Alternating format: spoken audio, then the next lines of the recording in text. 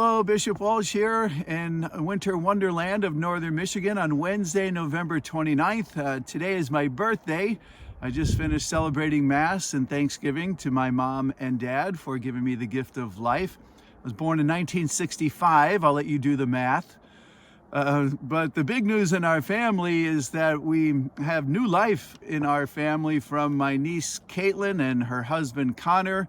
They welcomed their son, Brendan Gerard Bradley, into life, and so it's a very special birthday for him. He was born premature, so he's still in the NICU in Pittsburgh, where he was born. So we ask your prayers for him and for his mom and dad, and my brother, who's now a grandpa, and I get to be a great uncle, and my parents are great grandparents, so it's a kind of whole new dimension to life, and we're thrilled that Brendan has come into our world, and certainly always adds a dimension of joy when you see new life coming into our world. A couple of very busy meetings that I will have scheduled for this coming week, a busy schedule of meetings, I should say. The first one is today, our Diocesan Finance Council, and then on Friday, Catholic Human Services meeting, and it's also tying in with their Christmas celebration for their staff all across the diocese. On Saturday, our Diocesan Pastoral Council will gather at the Pastoral Center in Gaylord. And on Tuesday of next week, our Presbyteral Council, that's all of the priests that have been either elected or appointed to the Presbyteral Council. And then on next Wednesday, the Michigan Catholic Conference quarterly meeting down in Lansing. So the thing about all of these meetings is that they often require a lot of preparation.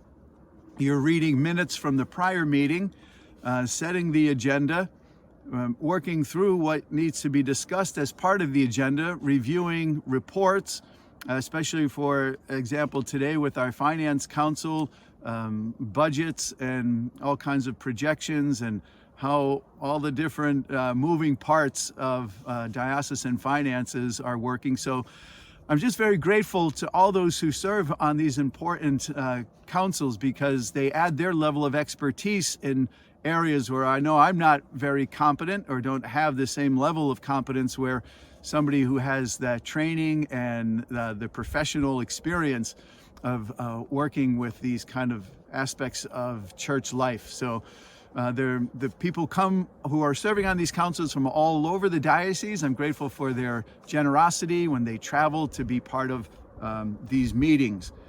And in addition to that, again, we're starting a new month soon, and I have all of my directors' meetings that are sprinkled throughout the day to once again go over all of the important things that they're working on and the different ways that we're trying to keep things moving along well here in the Diocese of Gaylord. Saturday, I'm looking forward to celebrating the 150th anniversary of St. Michael's Church up in Sutton's Bay with that community. That's quite a milestone to hit. So it's a happy occasion for them. And then later in that day on Saturday, I'm going to spend a little bit of time with the boys from St. Francis High School who are on retreat. So just one last word about Advent. You know, I hope everyone enjoyed a wonderful Thanksgiving holiday. And now as we begin this coming Sunday, we're starting a whole new liturgical year of Advent. We know that Christmas surrounds us and that we all get excited about the joy of Christmas. On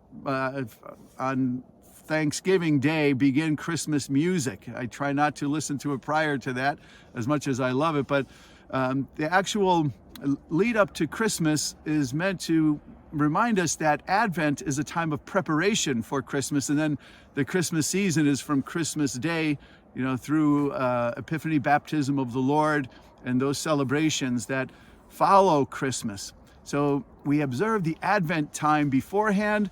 Certainly we can listen to music, we can decorate, we can prepare with looking for our gifts that we want to give to loved ones, and all of that is part of the lead up.